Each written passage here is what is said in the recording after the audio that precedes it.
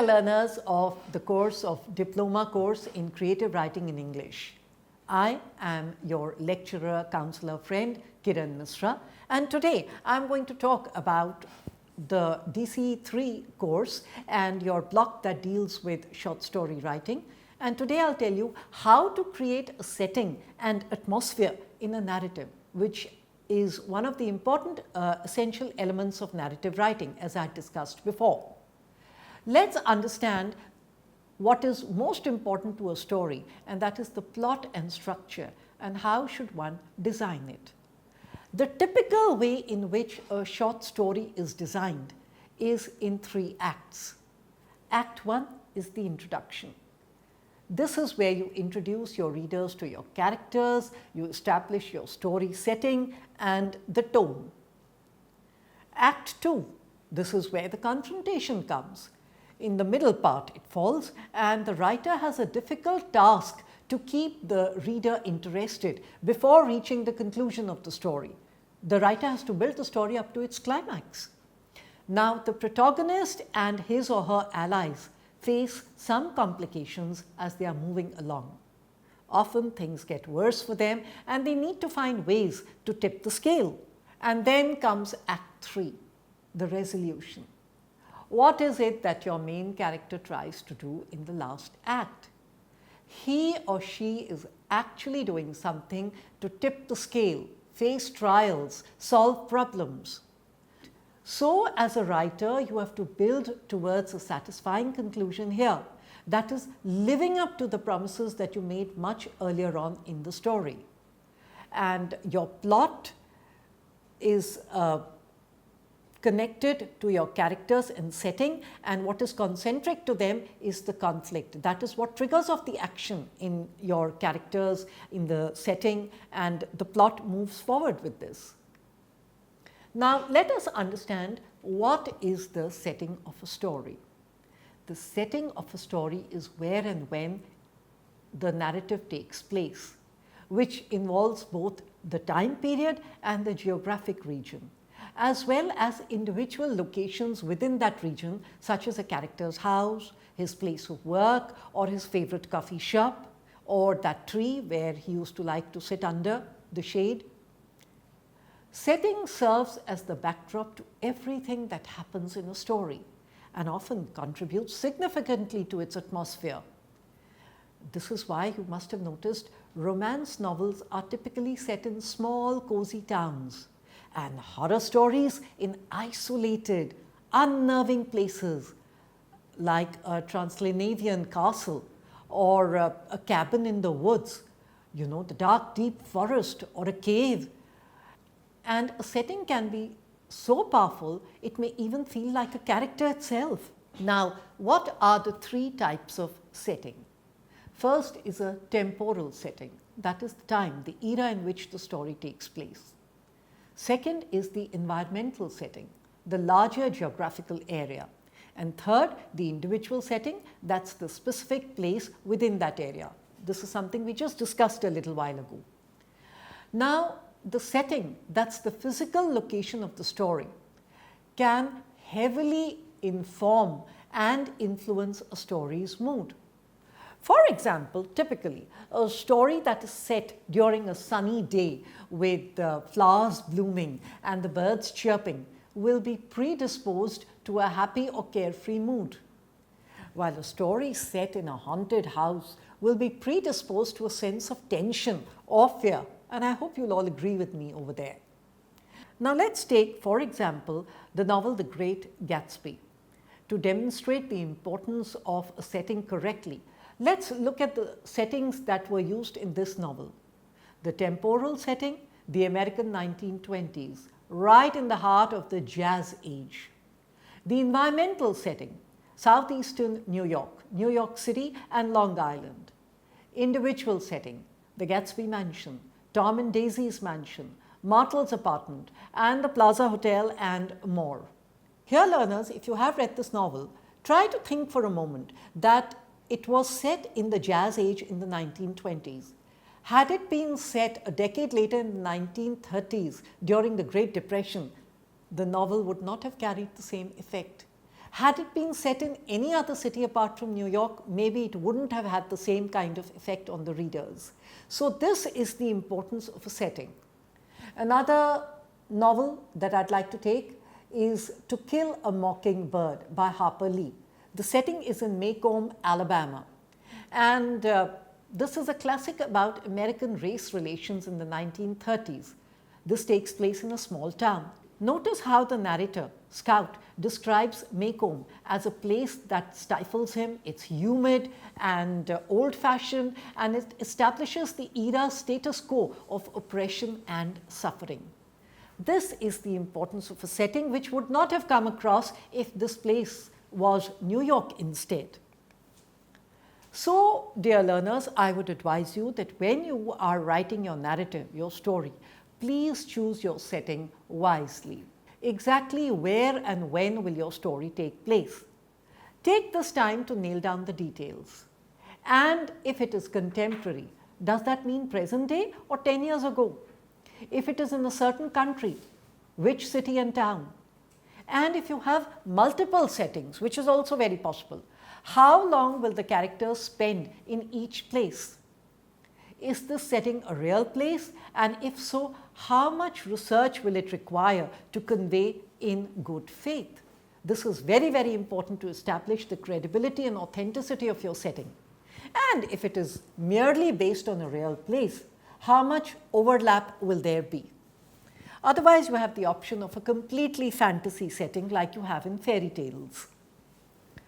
Now, the next important thing is that you have to develop your characters' relationships to the setting. How will the setting of the story factor into the characters' lives? Will it help them or prevent them from achieving their goals? And if neither, why choose the setting at all? Then maybe it is not the right setting. These relationships can take many forms. Let's say your main character has lived in the same town their entire lives. They might have a long time fondness for it, or they could be recent and feel trapped by the setting. Whatever you've decided in your mind, the way you want to write the narrative, make sure this nuance comes through in your narration. It's like the protagonist returning to her old home after many years to reclaim her past life, and each room that she goes into holds special memories for her. Or your protagonist moves from her hometown to a new city and how it feels so cold for her, so unwelcoming for her.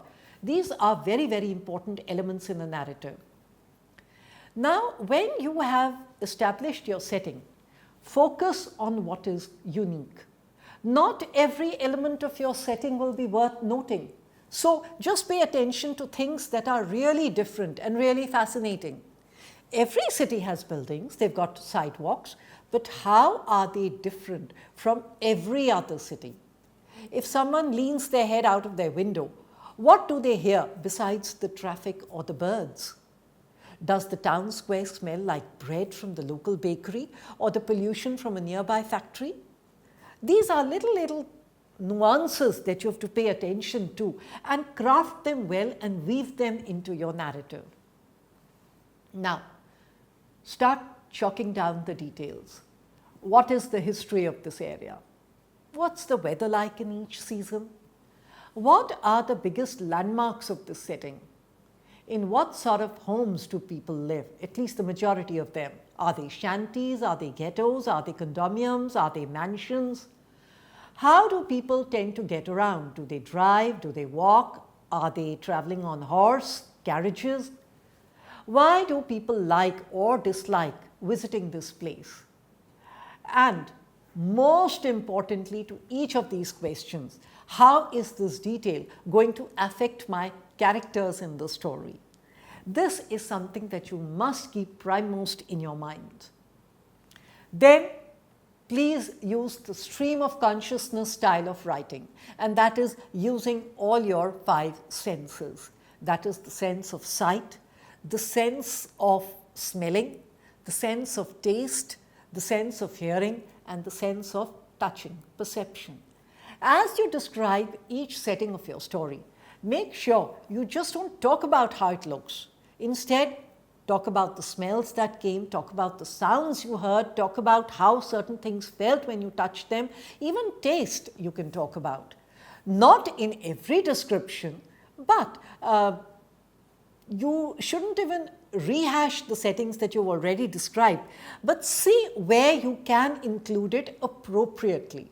As a rule of thumb, each time your characters visit a new location or experience that location in a new context, you should devote a paragraph to the setting of that scene. And that is what will bring some contours and some flesh into your writing. Otherwise, the writing falls flat. Now we come to the important other part, and that is establishing the tone and mood. Often they are confused, but tone and mood are slightly different. Mood in literature is another word for atmosphere or ambiance of a piece of writing, whether it is a short story, a novel, or a poem, or an essay. Mood is the feeling that the writer is trying to evoke in their readers.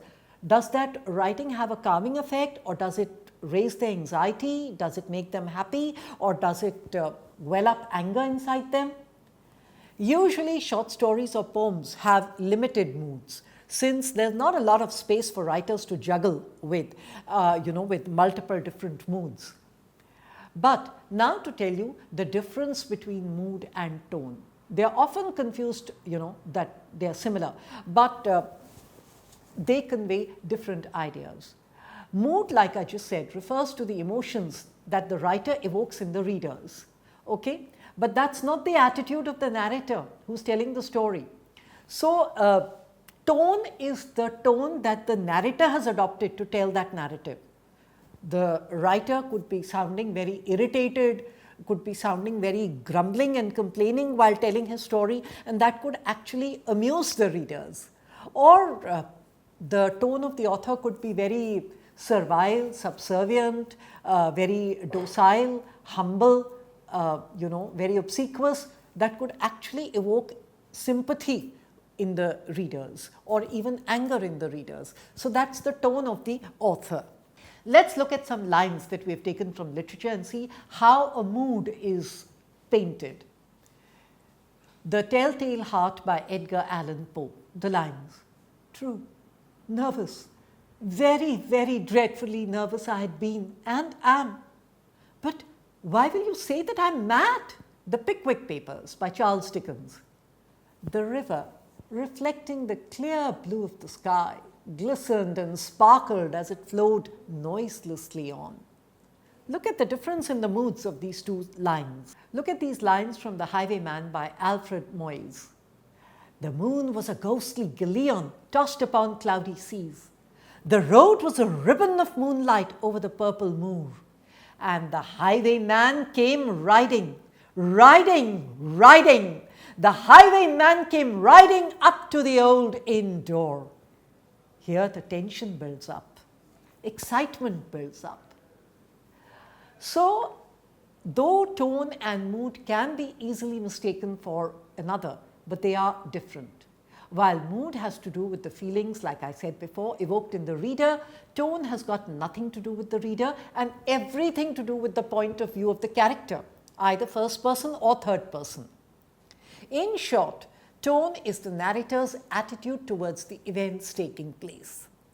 Tone can contribute to the mood of the story by helping evoke feelings in the readers, like, a rude narrator can actually sound funny in a story. Now, the next important thing that you have to pay attention to is your lexicon, your diction, your word choice. They build up the mood of the story. They establish the mood of the story. If the writer wants to create a jarring or frustrating mood, they can choose specific words that are harsh and staccato sounding. If they want to create a dark mood, they can use words with negative connotations to conjure brooding feelings. So, what I would advise you to do is to brainstorm mood words. If you are drawing a blank when it comes to creating a particular mood, it can greatly help you to prepare a list of words that will help to build up that mood. This is called thematic vocabulary. For example, if you want your story to have a creepy mood, look at these words: gloomy, creak, tiptoe, moonlight, skittering, shadow, rattling. My God, once you've built up a good list, pick out a few of your favorites and include them, weave them into your narrative, and sure enough, you'll have the right mood. Look at these words that I have got for you. Aren't these all very negative sounding? If you want to strike a negative mood, use words like acidify, aggressively, bitterly, corruptly, defiantly, disparagingly, egoistically, harshly, insufferably, insolvently, frantically, hurtfully, loudly, churlishly, deceitfully, dastardly. These are all very negative words. And you should have these as your tools of writing. Keep them in front of you and please use them wherever you can. The negative vocabulary list goes on. You can have strangely, recklessly, outrageously, outlandishly, slovenly, sinisterly, ruthlessly. The list goes on and on. Please go through the slide carefully and see these words. This is just one aspect of using your thematic vocabulary. If you want to describe beauty, if you want to describe nature, you want to portray nature in all its bounty, you want to describe a period of calm and peace, there are different words for it. And you must have a plethora of these words in front of you and choose the words that appeal to you the most. That's when the real effect will come. Now, the next important element is theme. Now, mood is not established just by the way the writer writes, the style that he chooses. It's also the subject matter. What is the theme that you've chosen? Is your theme about death? Is your theme about war and conflict? Is your theme about tragedy? Is your theme about metamorphosis? So there are some themes that have a very positive and upbeat mood, and while there are some things that have a very downswing mood.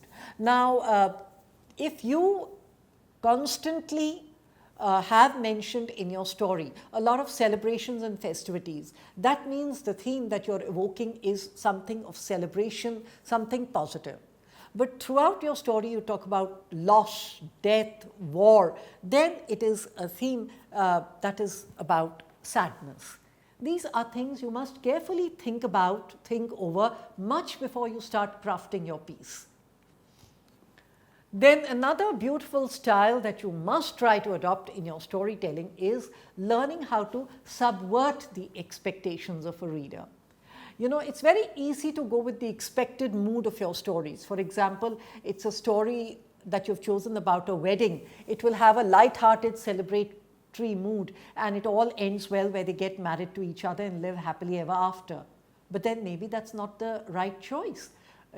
How about subverting the reader's expectations and coming up with something very creative and exciting and combining that? Like, for example, a lot of festivities and they enter the place of wedding and they're expecting a grand gala wedding, but then maybe it turns into a ghost story, it turns into a crime thriller, or it turns into a real comedy of errors. So learn to innovate with moods to create a memorable and lasting writing. And then remember the last thing, the art of keeping your readers oriented. Ironically, one of the quickest ways to confuse your readers is to give them too much setting detail. So when you are introducing a setting, just be very concise. Keep it limited. A few evocative sentences will do. If you have something more to say about the setting, those details can come later as a part of the narrative, as a part of your tale. Because what will happen is, if you include too many details about your setting, the listeners will get distracted from the main plot, from the main story, because they will be working in their mind, trying to untangle that, hello, apart from these details, where is it that the action happened? So even when you're giving specific directions, about how your protagonist got there, the thumb rule is less is more. So with that, we come to the end of this tutorial on how to create good settings in your narratives. I hope you found this tutorial useful. Till I am back with more, this is goodbye from your lecturer, counselor, friend Kiran. Happy learning.